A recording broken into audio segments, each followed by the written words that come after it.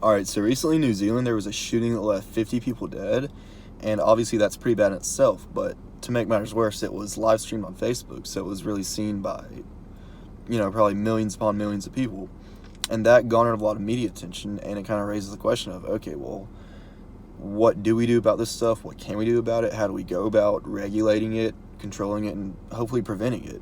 And I think 7 nations have signed on to this thing called the Christchurch Pact, which it's this kind of legal approach of, okay, well, how can we make it so that when this content does hit the internet, we take it off before it spreads so much, and the terrorists essentially win in spreading their fear and hate and inciting radical things from further radical things from happening, rather, excuse me.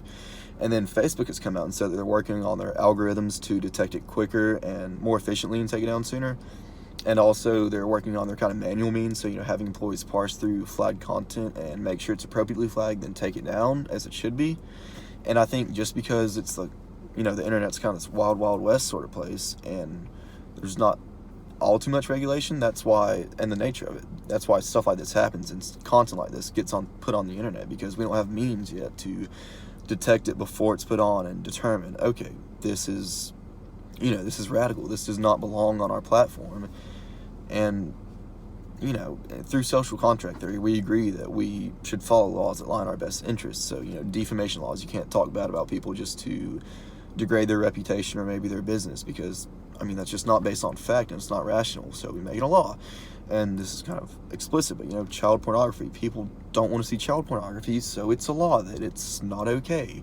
And like how in Germany you can't spread images of swastikas or other symbols of the Nazi party or deny the Holocaust. They're kind of trying to right the wrongs of the past, and they're just doing what all the people of Germany think lies in their best interest, because no one wants to talk about that stuff. And in doing so, I think Facebook is correct, because people don't join Facebook to see people being murdered. They join it for normal means, and that's why I think they're ethical. And I think that was prompt 2 also, or rather prompt 1.